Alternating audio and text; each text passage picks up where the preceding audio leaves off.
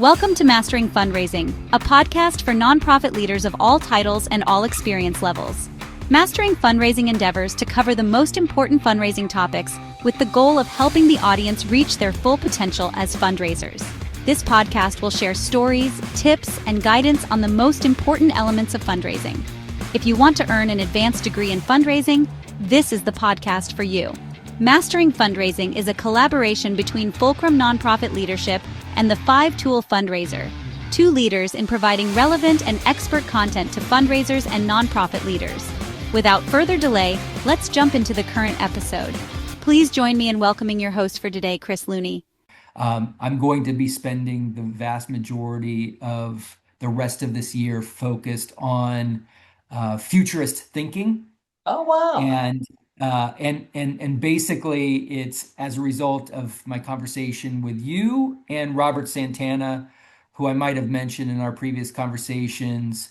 Both of you have sort of taken up the mantle of futurist thinking. You more obviously on the side of development or advancement, which extends into leadership in the nonprofit sector, right? But Robert is most firmly thinking about being the futurist CEO. Oh, yeah.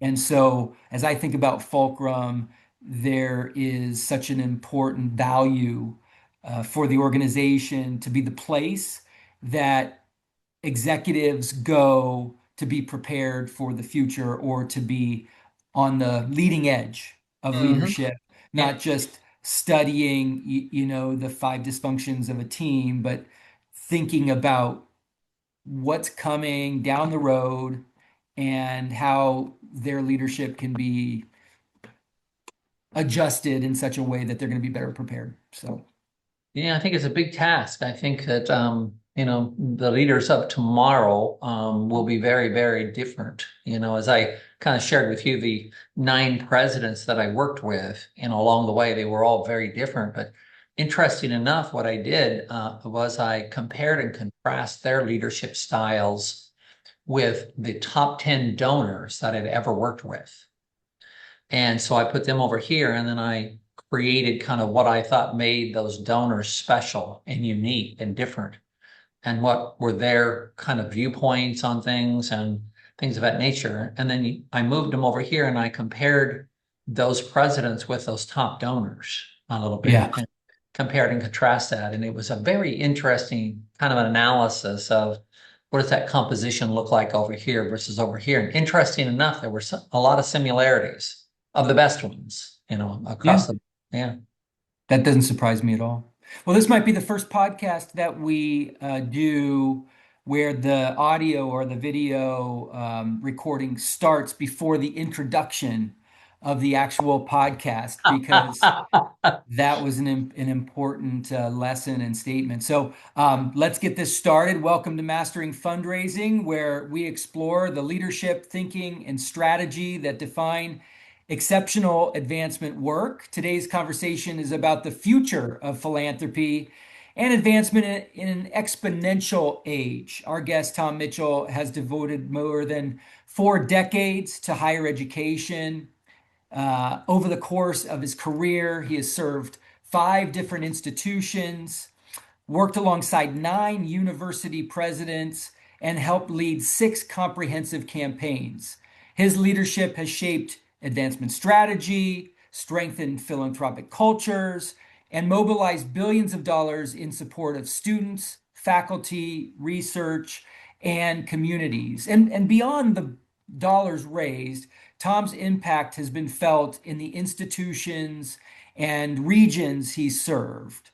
He has helped build advancement enterprises that connect universities to their communities, fostered civic engagement, and positioned higher education as a catalyst for opportunity and economic vitality. So today, we really focus on not only the decades of learning from past, but what the future holds from philanthropy based on what Tom learned during his recent sabbatical, where he undertook a listening tour with 300 thought leaders, university presidents, chief technology officers, chief information officers, donors, and others. And that experience led to the identification of 5 inflection points and a conviction that the traditional advancement model may not be built for what comes next. We'll talk about that and his 3 big takeaways, which are: one, nonprofit leaders are not spending time thinking about the future; two, campaign timelines for major efforts are getting shorter, maybe 3 years instead of 7 or 10 years; and three, everything is individualized and highly personalized. So I can't wait to get into this. Tom, welcome to the show. Thank you, Chris. It's a pleasure to be here. A pleasure to spend some time with you today. Yeah, thank you for sharing that time. I can't wait to learn a lot, as I always do when I spend time with you. When you look back over 4 decades in advancement, tell me what you're most proud of. Wow. Wow, that's a long time. And then I would say first and foremost, maybe I think you always want to try to leave it better than you found it. And I think not only did we leave it better than we found it, we left a leadership team there that could help sustain it. Because a lot of times you kind of can build and incrementally grow these programs, but then when there's transition, if you're not careful with it, either in the presidential seat or provost seat or a dean seat or in the seats that I used to be in, that you fall back a bit. And so I think first, we left it better than we found it. One, two, we left the leadership team there to do it. But I think most importantly, we were able to impact humanity. And what I mean by that was, I said to our team every day that we just wanted to do one, just do one. Do one thing today that you think is going to help impact humanity, whether it be help raise a scholarship, whether you're able to get a fellowship, endow a chair, and so on. So what we tried to do then is to do what I call storytelling every day. Tell me the story about the impact that you made today and give me the example of it. And so as we walked around and talked to people, I would say to them, give me your one today. What is your one today? And so interesting enough, I met with one of my colleagues today for coffee. And as I was talking with her, she said, now this was at 9:30 in the morning. She said, well, Tom, what's your one for today? Do I dare ask what you told her? I said my one today is that the information that's coming at us so fast is so hard to comprehend that in ways that you need to package it, but at the end of the day, it just comes down to connections with people and how you can connect and how deep you can connect. And so I was telling her a story of one of my former colleagues that I knew really well. And I'm in Florida now, but she's in California.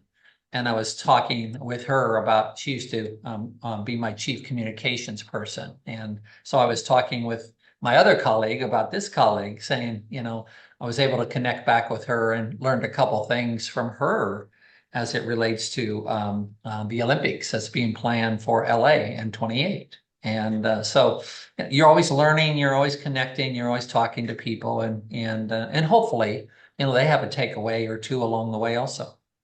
Yeah, 100%. That's a good one. I'm going to challenge us to come up with a lot of ones through this conversation today, and provide a lot of ones for the audience. You mentioned, or maybe I mentioned, that you've worked with 9 different university presidents. I'd be interested to know what you learned about leadership by serving alongside that many institutional leaders. I think the best ones um, articulated a shared aspirational vision. And what I mean by that is they had a good idea of a framework around what they were hopeful to accomplish, but they were really open to bringing in a leadership team of people to help shape that vision. So there was this high level of engagement. You were bought into it. The second thing is they themselves did not, how do I say this? they did not do your job, did not want to do your job, and they hired you for a reason, and this was the reason, and they expected high level of performance, and they expected you to deliver.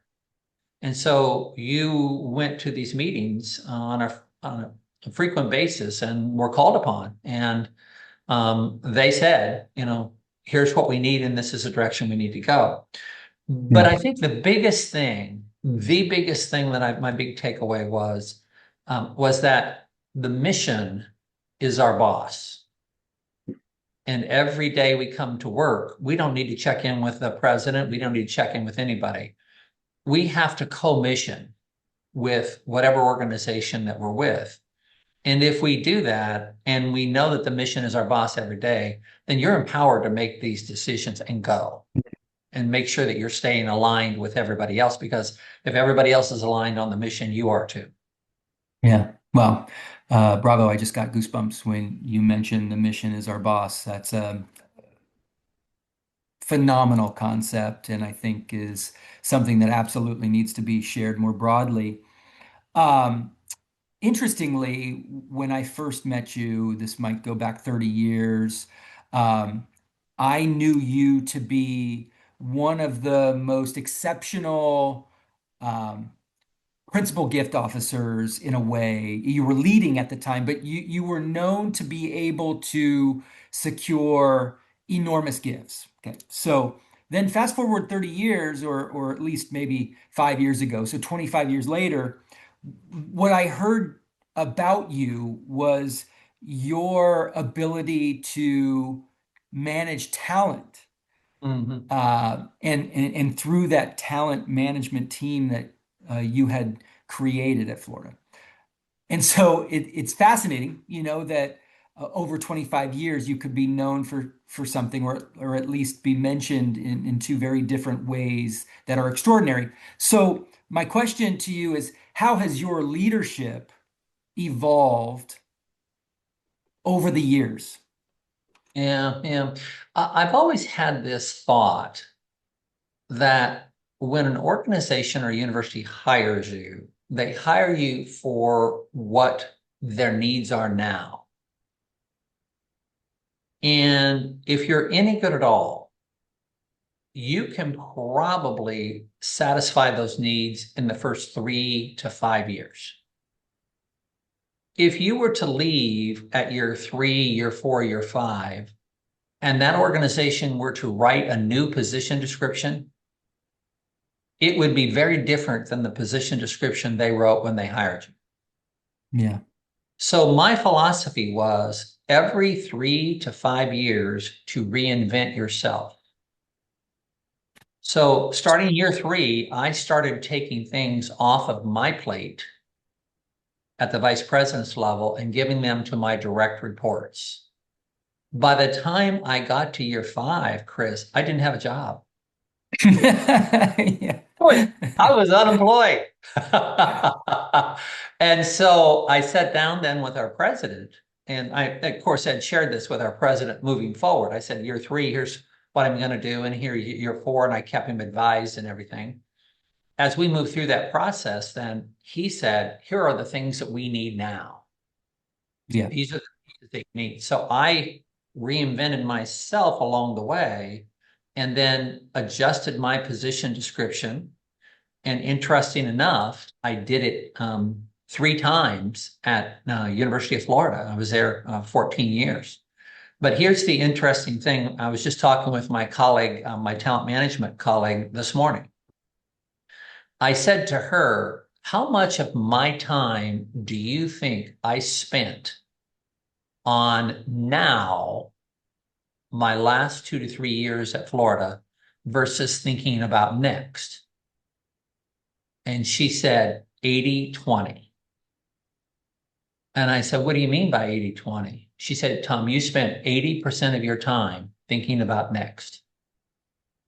And I said, well, let's talk about that. Let's unpack that a little bit more. Okay. And so because of our talent management program, and because I had 6 direct reports that were all rock stars, and because they had been together for a while, For the most part, about 20% of my time was meeting with them on accomplishing fiscal year goals. But 80% of my time was thinking about the next, 3 years of what next 3 years are going to look like. And so Hmm. the talent management program we put in place allowed me to do it. And my position description my last 2 years at Florida didn't even look like a VP for advancement. It was Hmm. just, Hmm. it was so very different than previous years. And so, because we installed our talent management program and then started building it, and then our retention rates over an 8 year period of a campaign, our retention rates for our whole staff was over 90% over 8 years. It's unheard of. Yeah. Yeah, and so at the end of the day, your leadership becomes we rather than me. And we would have these meetings. And when you get into these organizations, we talk a lot about leadership, and everyone wants to point to one person. And I was pointing to at least six, and then each one of them had five or so direct reports. They were pointing to five. And so we had a critical mass of leaders. Yeah. And interesting enough, during the 14 years or so that I was at UF, I think we had at least 8 or 9 of our people go on to be vice presidents of their universities. And so it just was amazing to just have the opportunity to work with such talented colleagues and leaders. Yeah. Yeah. Well, am a huge fan of any organization that can promote within, but then also encourage others to move up and out and become, the leaders of other organizations and achieve their full true potential by having the jobs that there's only one of them per institution in a way, so Yeah. find that other institution that you can lead. So that's Yeah, awesome. And the piece that we always prided ourselves in, we never let them go. At the end of the day, even if they left, we worked out an arrangement with them to come back and teach in our Gator Institute. And so they never, whether they were with us, physically or virtually, they never ever left us, because we always, minimally once a year, we invited them back, and they yeah, taught and they connected and they did those things. So they were always recruiting for us and connected to us in some way. yeah, yeah, yeah. Is that the true meaning of Gatorade? I don't know. I just had to throw that bad joke, that bad dad joke in there. Anyway, on that bad dad joke, I think we can find a great segue into sort of this sabbatical of yours and what you learned, what you did and what you learned. And I love now the bridge that you created between having so much opportunity to think about the future, to be a futurist, and think what's going to come down the line for the university, what they need to do. And then also, I'm sure that brought up a lot of questions about, well, what is the future that we're trying to create? How do we prepare ourselves?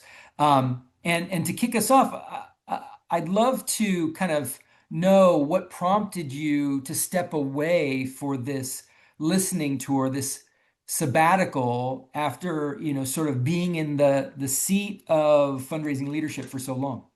Yeah, yeah. Well, it started kind of when I arrived at Florida in 2010.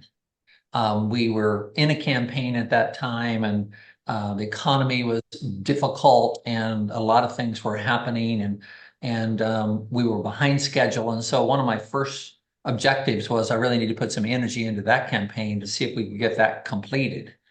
And, knock on wood, and thanks to a lot of people, we were able to, reach and exceed the goal. But interesting enough, Chris, we moved right into the planning of the next campaign right away. Right.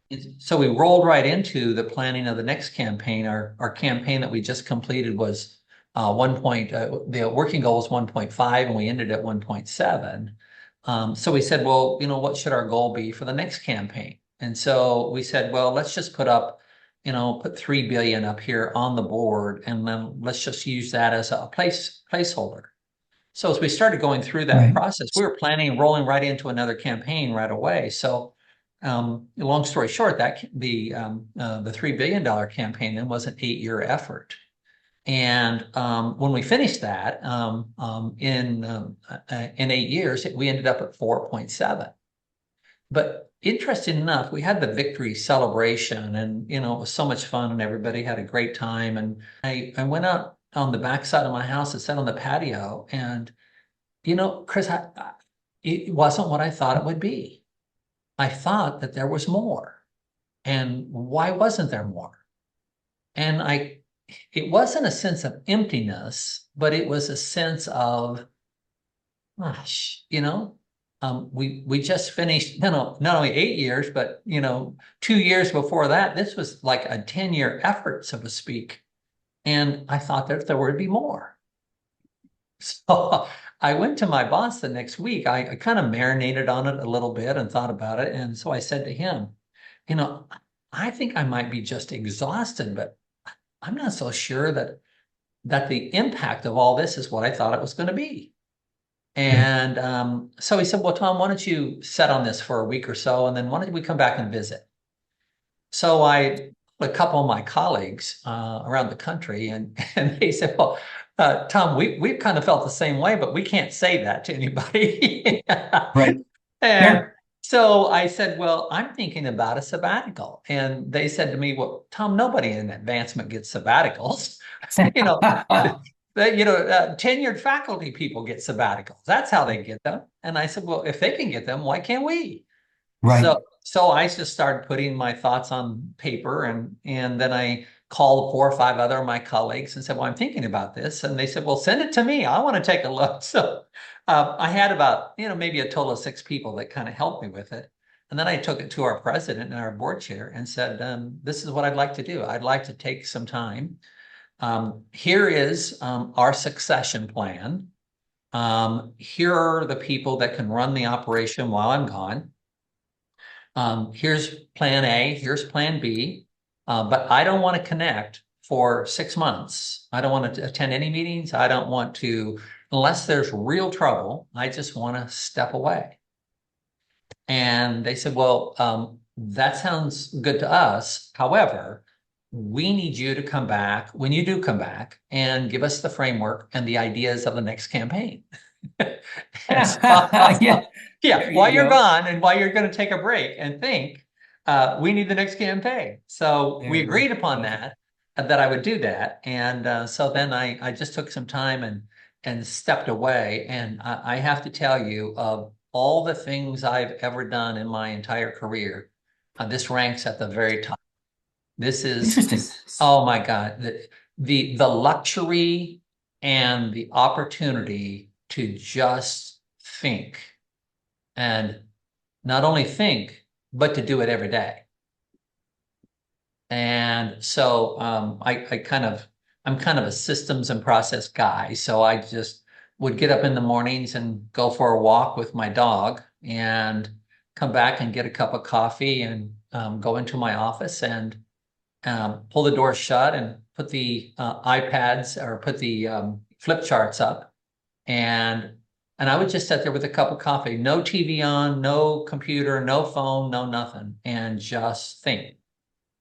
And I'd write notes down and I'd put them on sticker notes, things like that. But Yeah. I've got to tell you, it is absolutely transformational. There's just no question. It was for me, and it's one of the things that I found as I visited with a number of leaders over the last probably 6 months to a year, is everybody is caught up in doing the day of emails and phone and schedules and kids and all these things. And I don't, everyone says, well, we're working from home, and I love it, and I think that's a great idea. I'm not so sure they're trying to do all these jobs while they're at home doing all the jobs, taking care of kids and doing all these other things at the same time, and then trying to work at the same time. Right. And so Yeah. I think in many cases, some of our employees said, Tom, I want to come to work. I got to get away from all this other stuff at home. Sure. But I do think that virtual work has created a whole different approach and dynamic that's can be very productive. But I'd say at the end of the day, it was just I also found, Chris, that there is a great difference between happiness and joy. And happiness is very short term, and joy is for a long time. And so, how do you create joy in your life, and how do you create space for that, and then even making sure that your other priorities that you work on of your faith and your family and your friends and your fundraising, how all that how much time are you spending on all of those, and are you leading kind of this balanced life, so to speak, that things don't get out of whack for you? Yeah. So you ended up meeting with 300 people, according to my recollection of our previous conversations. And what I'm hearing is that you came away becoming a philosopher. Is that right? You like it, so 300 conversations, right? That's what it Yeah, was? some of them were in groups of, 5, 6, 7, 8. Okay. Some All of them right. were in groups of 20. Some of them were one-on-ones, Got and it. so Okay. on. Helpful. Yeah, so I had them in different spaces, different places at different times. But by and large, I would say three or four things. One, I called it the great hesitation. That I shouldn't say all of them, most of them were caught up in all the stir that's happening, and particularly in higher education today, as it Sure. as it relates to the federal government, as it relates to the state budget cuts, as it relates to increasing tuition, as it relates to student debt, as it relates to what is the value of higher education, and is it really worth the time, effort, energy, and money, and what is the output that comes with this? And so to some degree, there's a lot of issues in higher education today. And with all that, vice presidents are sitting at the table with their colleagues working through those things. And they're sitting here and there's a great hesitation. They're not stepping into the storm, so to speak. And the second thing I found out was they spent a lot of time doing rather than thinking. Nobody is really sitting down thinking through, okay, what are the ideas that's going to give us some inflection points to move through this?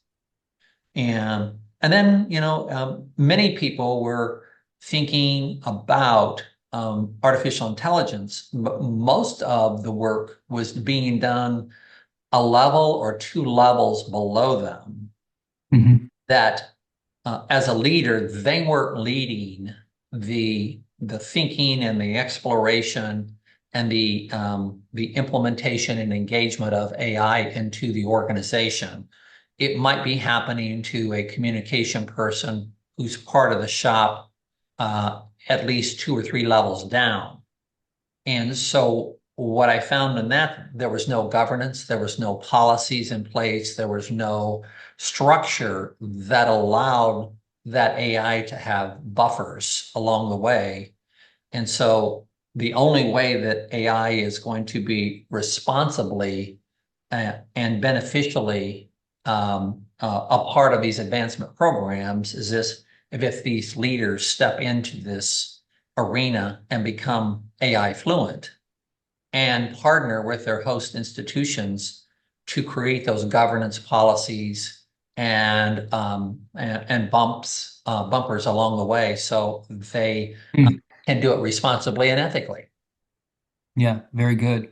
Now, the learnings that you just shared, discoveries that you just shared with me, are these the five inflection points that you discovered, or is that something entirely different? Yeah, it's something very different. The five inflection points was a reflection of the past of where did I get ideas that really changed the way I thought about either leading or how our organizations worked. And so Okay. they come from primarily donors, interesting enough. So the first one was, and I already shared this with you, was Warren Buffett. I was at the University of Nebraska and had a chance to meet him and talk with him a little bit while I was there. And my big takeaway, inflection point number one, was Okay. timeless values and principles matter. And that is the foundational work of everything. And if you can figure out that foundation and stay with it over a long period of time, that when you hit rocky times, that foundation will be built and you will be able to withstand the storm. Point number two, Chris Galvin, whose father and family were the main leaders behind Motorola. In 1990, I had a meeting with his father, Bob, and Chris. And I said to them, what are the unique things that Motorola is doing today that's different than any other company that's your biggest competitor? Okay. And he said, Tom, we just launched Motorola University. And I said, wow, that's really an interesting idea. Why would you do that when there's universities all around you? And he said, Tom, our biggest challenge is the retention of our high performers, the recruitment of high potentials, and the development of every talented person on our team. It's our responsibility to lead that. And we're going to create Motorola University to do it. And I said to myself, why can't we do that in advancement? Now, this was in 1990. We did this. And so I then took that back and started working on this talent management idea.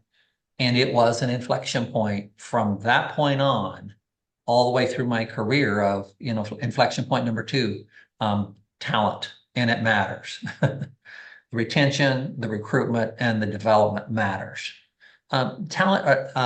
Inflection point number three, when I was at UC Irvine in California, I met with Paul Mirage.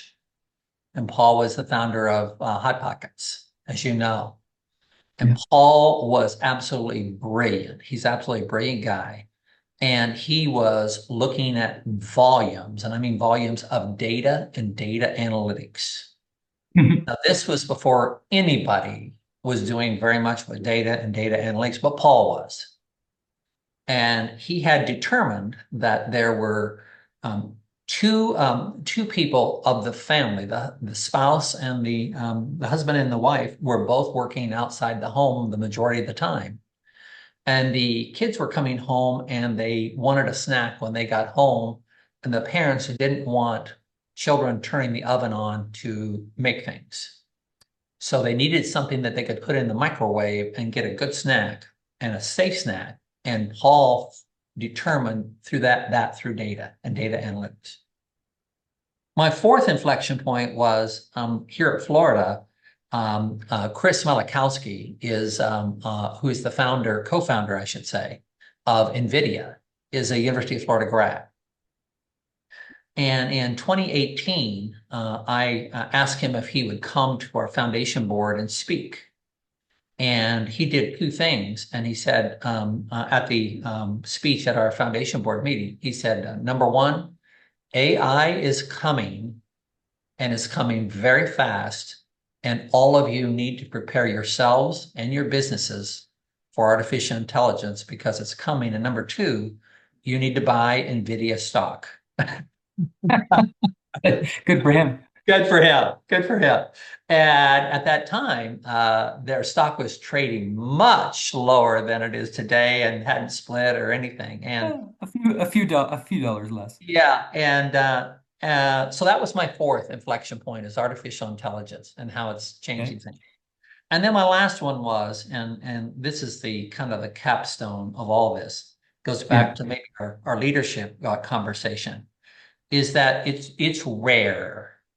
It's very rare that you find leaders who really lead and who can not only craft this shared aspirational vision, but mobilize people around them to do it. And the best ones that I have found, and this is my big aha, was they were all about transporting people emotionally and physically from here to there.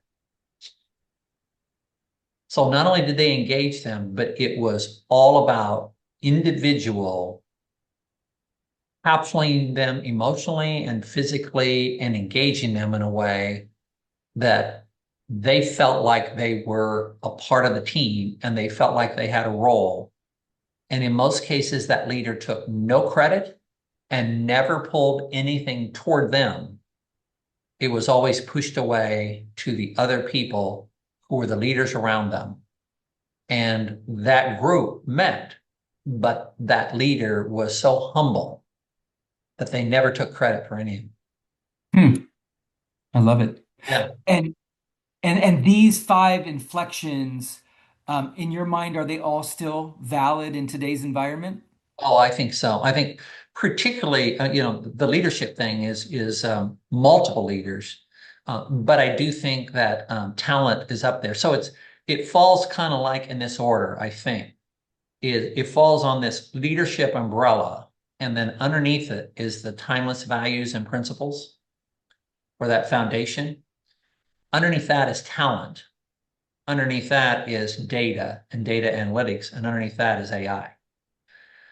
So if So, you so put these are all very connected elements. And they're all not only, I think they're inextricably connected today, but interesting enough, four of those ideas come from outside of our profession.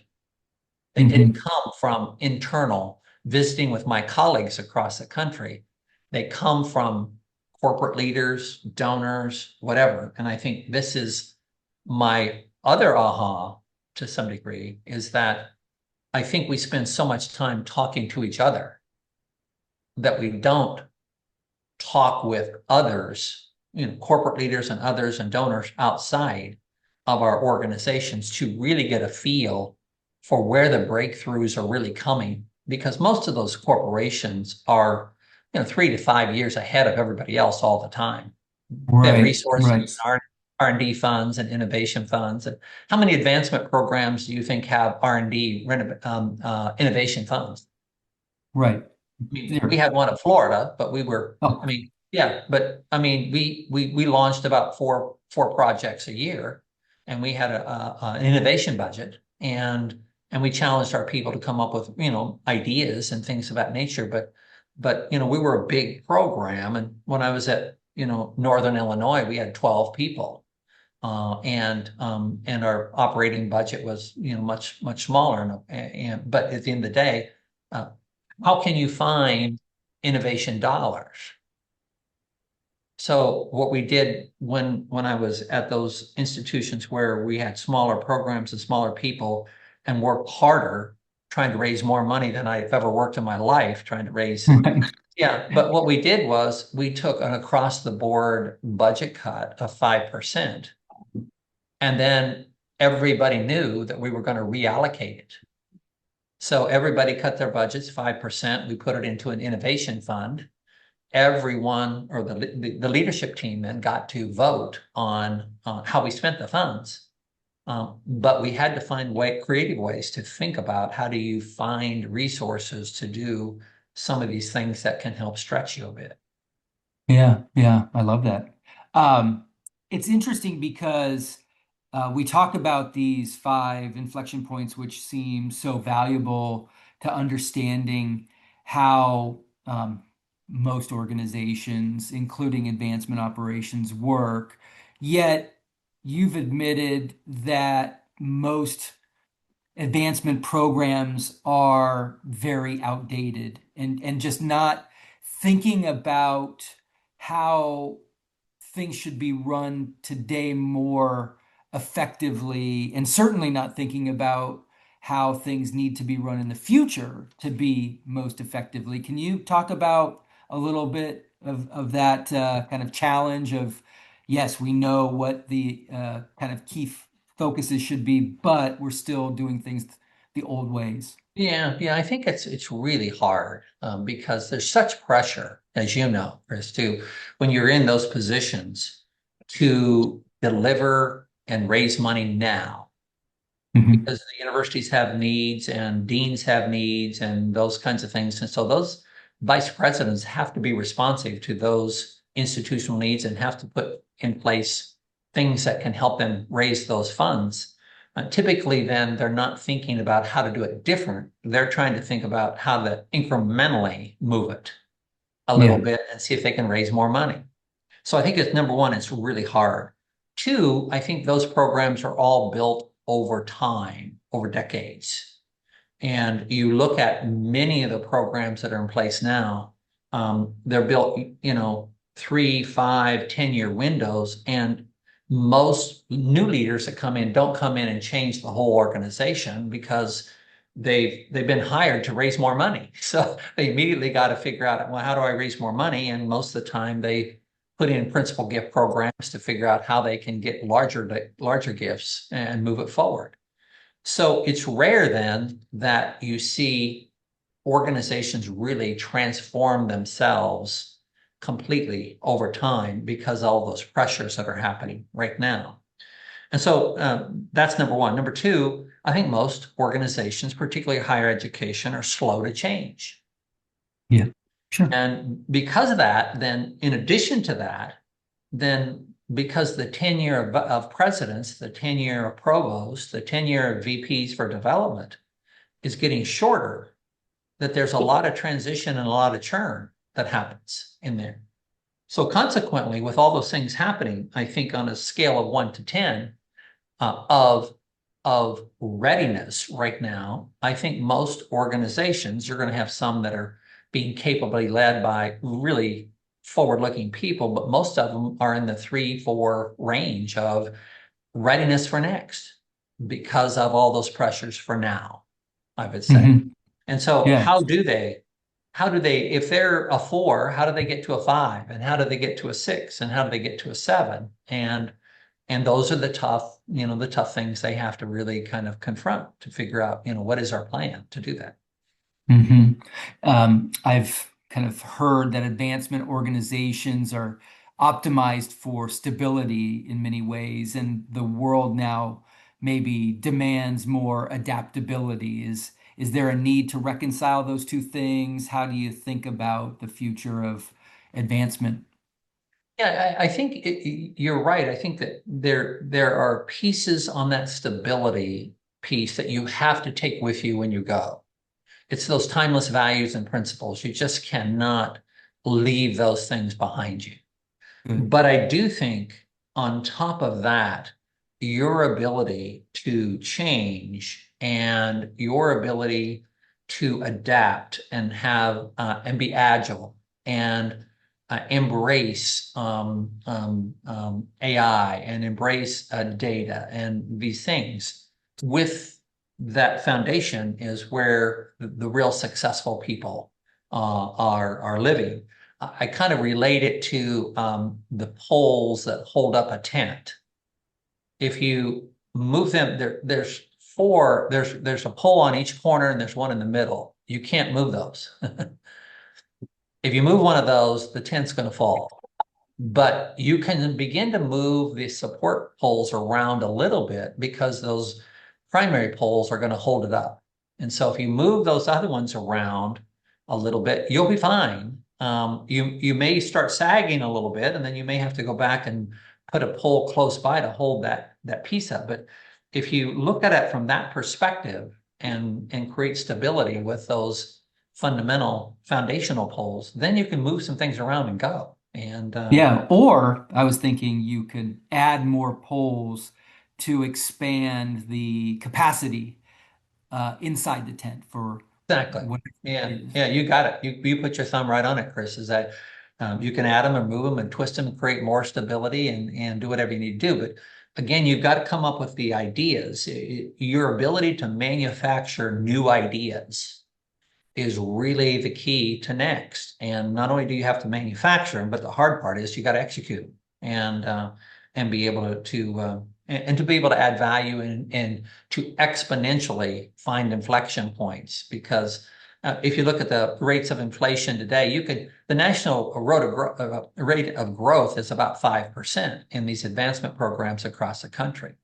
Well, if you look at the rate of inflation at 2.5 or 3%, then at the end of the day, you're only providing a 2% margin for the institution.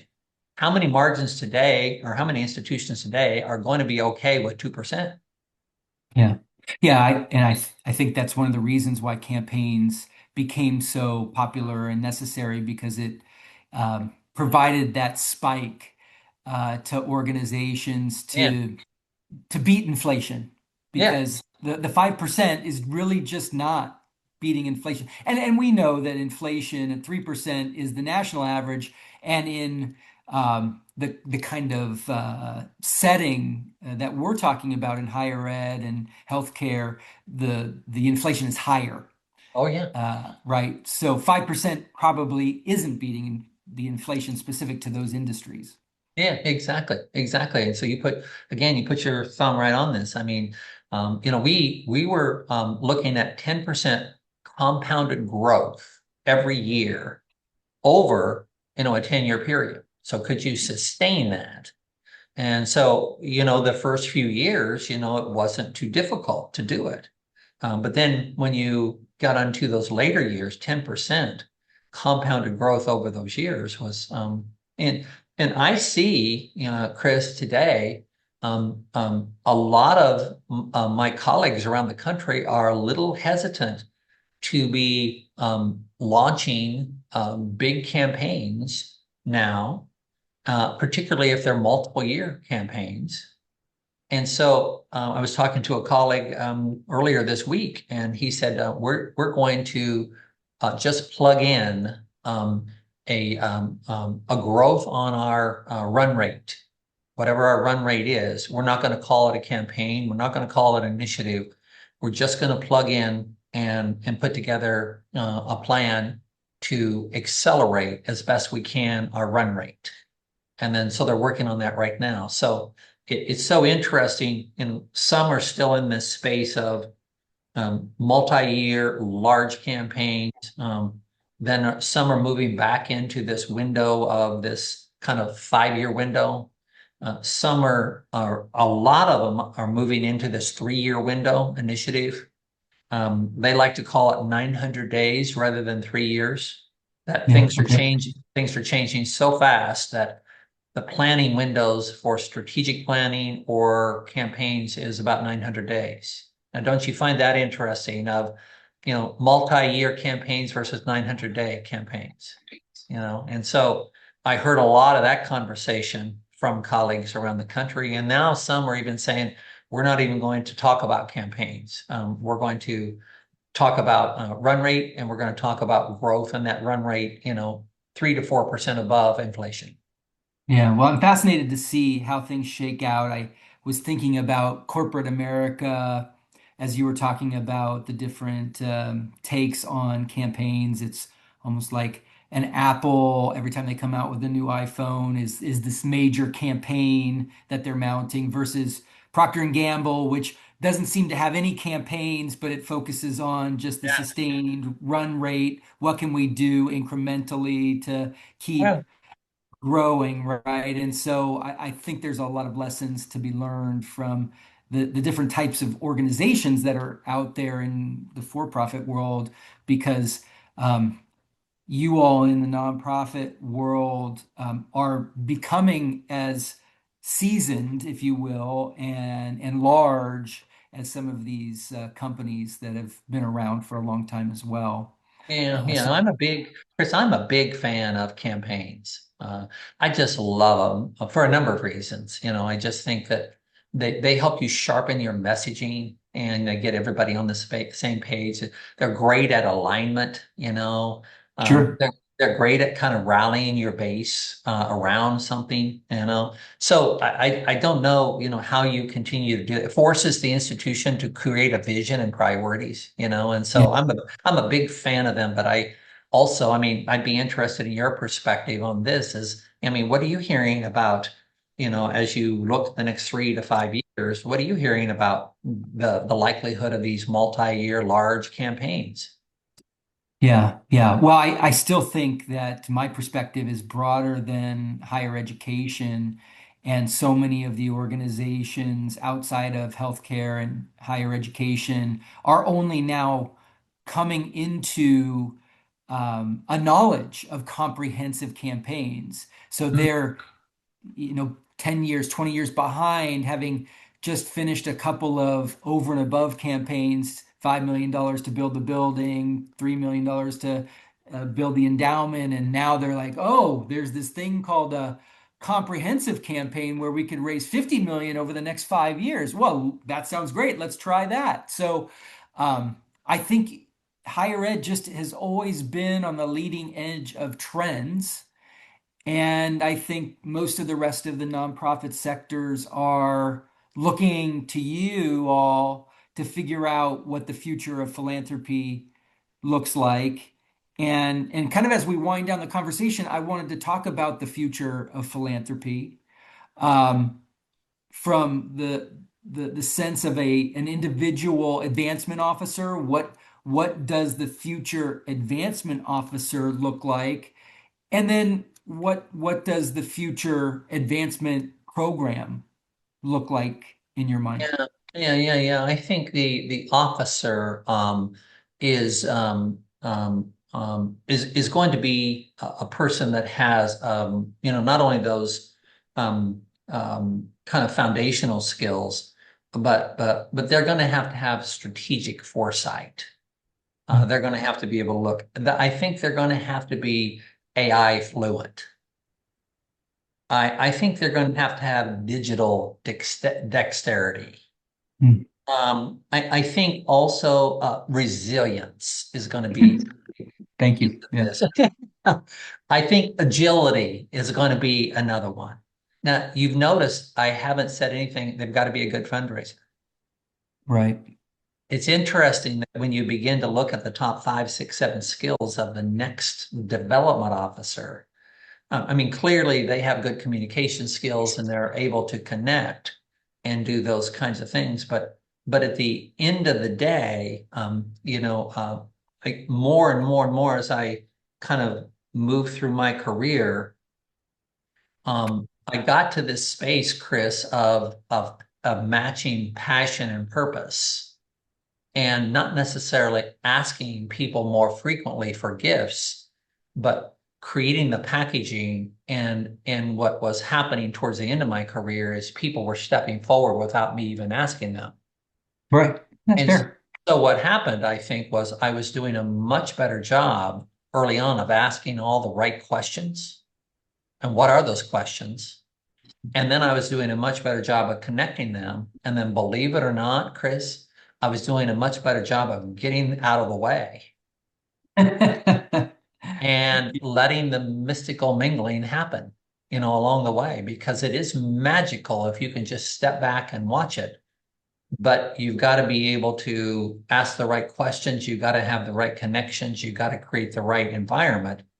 And then you've got to be selfless enough to step back and say, this is magical. Let it happen.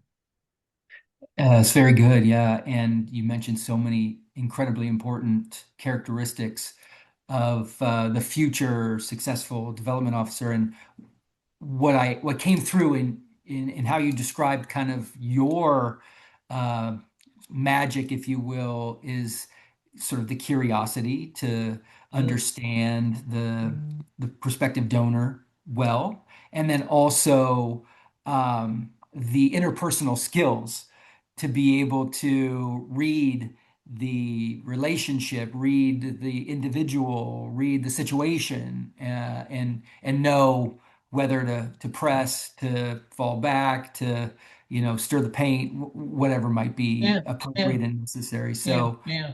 I Yeah, like all of I this. called it radical connectivity. Is Good. you really have to go deep, and I think that's going to be a key to the future is how deep can you go to radically connect with people and their institution. And the other piece that I kind of really started to develop more of, they weren't necessarily giving to the institution, they were giving through the institution. Mm. And so their passion might be brain tumors or might be Parkinson's. But they wanted to go to the best place they possibly could to affect change and impact humanity. We might be it, but we might not be it. And so what I started to do then is to create these summits where we identified areas where we thought we were pretty good. And when I started to ask our team, well, how good are we? Are we in the top 5 in the country in these spaces? And they said, well, we're maybe in the top 10. And so I said, well, do you know the top 5? And they said, yes, we do.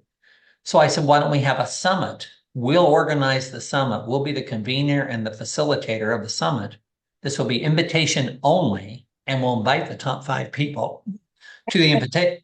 And we'll invite our donors all to this at a dinner on a Friday night before we have the presentations on Saturday. All of a sudden then, even though we were maybe not in the top 5, we become known for being among those because we were the conveners and the facilitators of it. It's genius. Yeah. At the end of the day, then we were able to move the needle and keep the momentum going on some of these really important initiatives that so I think we end up having 5 or 6 summits around kind of areas that we thought we really needed to move forward. Yeah.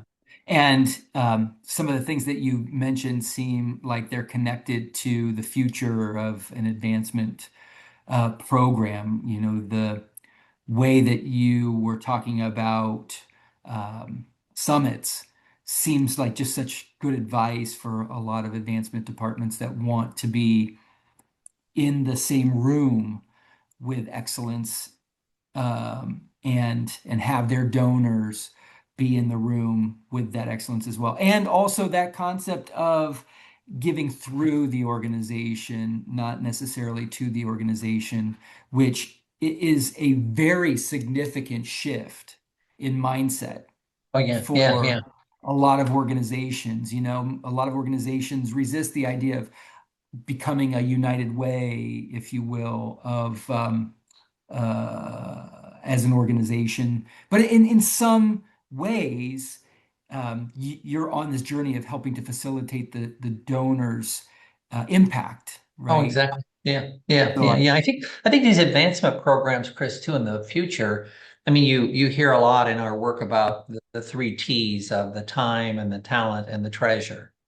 But I would argue that there's 2 more of ties and testimony. And if you think about that, everyone focuses on the treasure. You know, what can we do with the treasure? But I think the more advancement programs are going to really be able to track how much time people are giving to that institution. There is enormous, and I mean enormous talent in the databases of alumni and/or those people. I mean, I just told you about Chris Malachowski, the founder of NVIDIA, but we also had the number 2 person in talent management at Disney. And so we invited her to come to speak at one of our foundation board meetings. There is enormous talent in those places that we're not even mobilizing. And then if you go to the ties, you know, have you ever heard anybody have a ties day where, you know, instead of having a giving day, you know, we want you to introduce us to 2 or 3 people, you know, and now all of a sudden your pipeline and your database just goes like, but nobody's doing it, you know. So I think these advancement programs in the future are going to figure out new metrics along the way that can help them not only advance it, but the the the the leading indicator that everybody focuses on is the money. And I think that will become the lagging indicator as a result of these other things that other people are doing. yeah, wow. Interesting thoughts to grapple with. I mean, it's obviously, again, huge mindset shifts that might need to to take place in order to sort of get people off the North Star of money uh, and focus on other metrics, focus on other impacts that can be made, other assets that every organization has available to it that will ultimately lead to more dollars in the door eventually, but maybe in a way that's more sustainable, more engaged through its leadership. And I know in the past you've spoken about reconnecting to natural constituencies, and I wanted to know what you think that means for higher education. Like, where have institutions drifted from their communities, as an example? Oh my God. I know, I'm not sure we have enough time on this, Probably not. but I tell you, if you look at the alumni participation rates across the country, you will be shocked to look at the number of alumni that contribute on an annual basis to their institutions where they got degrees. And so if you think about it, just ask yourself this question: what if every alumni or alumna participated every year with their institutions and made a gift? What would have to be in place in order to do that? And the interesting thing, the National Alumni Survey is going to be coming out. If it has not already come out, it'll come out next week sometime. But the data in that survey really indicates that alumni, believe it or not, are very generous. They're just not giving to their institutions. And so what happens in most of these institutions is there's not enough time and effort and energy put into connecting with them while they're on campus. And then therefore, when they graduate, the first thing you want to do is reach out and ask them if they would participate in an annual fund of some type. And so consequently, they kind of begin to get turned off with that. And then they don't give. And then all of a sudden, they get in the habit of not giving to the institution, but they give to other institutions. So I just think that natural constituency that's already a product of your institution is one that's worth time and effort and energy of figuring out about how do you get their attention? How do you measure attention? Getting somebody's attention today is pretty difficult. Then how do you Right. measure? But then how do you connect in a way that they want to be connected, not in the way that you want to connect? So let me give you this example. We think about in fundraising for institutions of what we would call annual giving. I would bet you that most of them don't think about annual giving. They don't think about calendar years. They typically don't think about I know they don't think about fiscal years. Right. They want to give when they want to give to an organization that they think they can impact in a way that they can impact it. And so a lot of those people are making their gifts through e-wallet. A lot of those people are making gifts to social impact organizations of some type, environmental, climate, these kinds of things. And we're soliciting them for the unrestricted annual fund. So you wonder why there's a disconnect here along the way. And I believe if we get ourselves into this space of using AI as our friend, responsibly, ethically, and one that can be beneficial, that AI can help us connect with them in a personal level in a way they want to be connected, either through text or through email and in what time do they want to be connected and so on. And so I just think that this hyper personalization really is the key to really unlocking that full engagement of that natural constituency.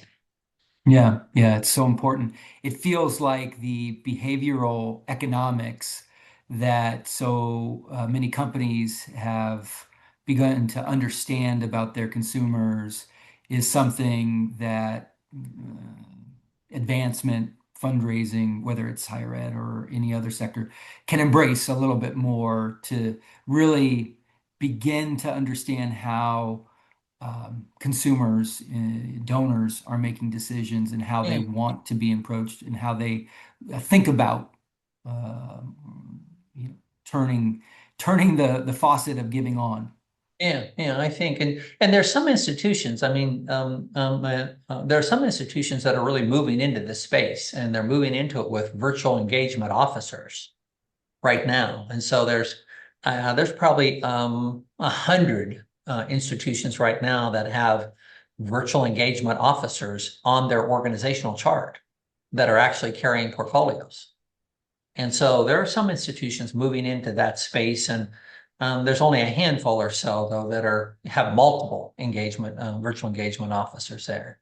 But I think you're going to see this moving in this direction more and more and more, because those virtual engagement officers can handle between 1,000 and 2,500 prospects. Right, which is much different for those that don't know when you hear about a major gift officer or other portfolio driven fundraisers.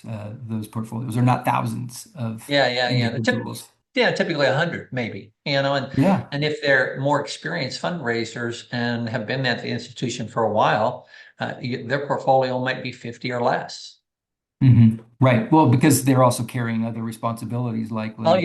yeah, exactly. Um, so it's tough. Okay, so I have two more questions and then we'll wrap up. You've talked about this being an exponential age, and I'd love for you to share kind of what that means and how you master fundraising in that kind of environment. Um, well, maybe begin with the end. I'm not so sure you master it.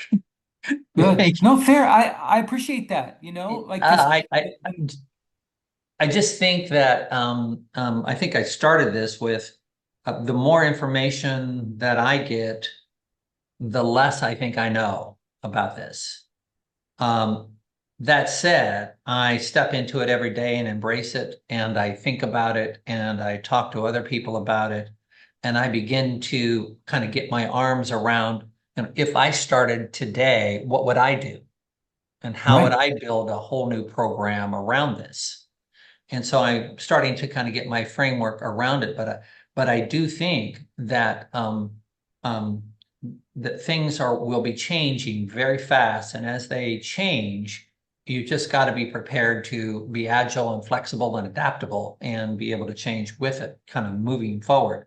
So I don't know if you ever master it, but I do think that you can be on the leading edge of many of these things to be able to connect with those constituencies who are also on the leading edge, because that next generation of X and millennials and Ys coming up are all very technologically advanced, and that's how they want to connect.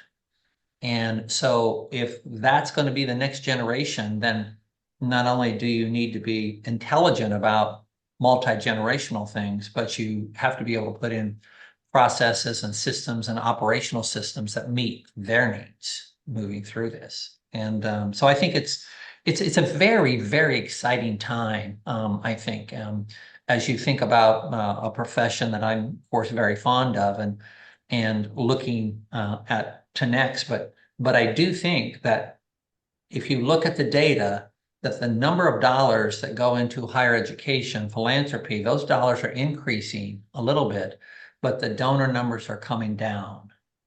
And when that happens, it tells you that that's not going to last very long, because at the end of the day, this small number of people here that are making these bigger gifts, that kind of camouflage kind of the data, so to speak, it's Right. that's not going to last forever. And so we've got to figure out a way to re-engage and to connect to this group here, and either through those natural constituencies or create new markets along the way as you do this. And as you create these new markets and new opportunities, then it's going to help, I think, drive it. But I think a big challenge is just higher education alone today of, not only the advancement side, but all the transition that happens at these presidential levels and all the challenges that are confronting higher ed today. I just think that it's going to be a bumpy road in the next few years. Yeah. Yeah. Well, last question. You've started this journey of discovery, journey of learning, and journey to really create maybe a more optimal, sustainable, effective advancement framework going forward. And I know you're excited to continue the dialogue and the learning about what it means to um, really plan for the future in advancement and fundraising. And so I just wanted you to kind of share with us what you think you'll be doing over the next several months, if not years, and what people can look forward to um, in terms of your own discoveries and what you're hoping to kind of push out to the world from the learnings that you have. Yeah, so we just finished our first think tank in San Diego. And we surfaced out of that 5 audacious ideas. Those 5 audacious ideas, we had 3 institutions volunteer to take 3 of those ideas and begin to pilot them at their host institutions. So we're already getting traction on those right away. From that group, then we have 2 institutions that have called us and said, could we do a think tank at their institution? So they want to bring together their president's cabinet and their advancement leadership together and have a day-long think tank about what you can do. But I think what's going to happen over the next year to 2 years is that in 2027, early 2027, we'll do another think tank on the East Coast. And then we'll begin to do regional think tanks in different regions or in different states. So I'm familiar with Florida, so I can kind of talk about Florida, but Florida has kind of a structure around all the institutions of higher education in the state of Florida. And those institutions get together a couple times a year. The advancement leaders all get together then a couple times a year. So then that gives you an opportunity to do a think tank with the state of Florida. And so I'm working on those pieces right now. And then, year 3, hopefully then we'll have national anchors on an East Coast and a West Coast. We'll have regional think tanks going, and then we'll have state think tanks going at the same time. And then we'll have a number of ideas then it's coming in, and then we'll have a number of pilots going at the same time. But my hope is to begin to get venture capital that would come into this, because I think these advancement programs are returning. For every dollar raised, a lot of them are returning, $5, $6, $7, $8, $9 for every dollar invested. So they're undervalued.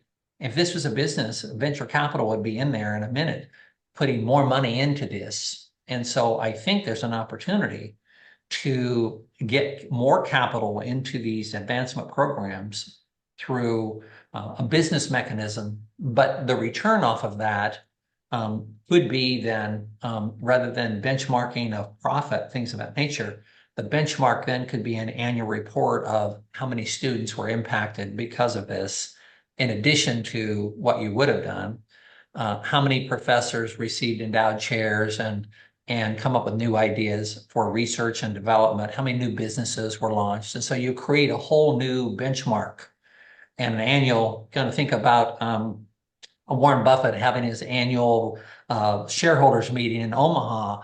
You could have an annual meeting to your shareholders and report out in a very different way than other people report out, but report out as it relates to your mission. Yeah, yeah. Gosh, I'm super excited to see what this looks like in 6 months, a year, a couple of years. I'm so excited that you've taken on this challenge So thank you not only for the decades of service to higher education and the communities you've helped strengthen, but also for your willingness to challenge the profession you've helped to build. So, to our listeners, mastering fundraising is no longer about protecting yesterday's model. If that hasn't come through very clearly, it's about cultivating curiosity, adaptability, and courage to rethink what's possible for the future. So, thank you for joining us for this episode of Mastering Fundraising, and we'll see you all very soon. Thank you for joining this episode of Mastering Fundraising. We hope the conversation was helpful and invite you to like and subscribe to this podcast for more conversations with extraordinary nonprofit and fundraising leaders. To learn more about Fulcrum Nonprofit Leadership, please visit us on the web at fulcrumleader.com. To learn more about the 5-Tool Fundraiser, please visit us at 5toolfundraiser.com. We want to hear from you. Please share your thoughts and ideas with us at hello@fulcrumleader.com. Thank you for the important work you do to make our world stronger. We look forward to welcoming you back during a future podcast. In the meantime, take care and be well.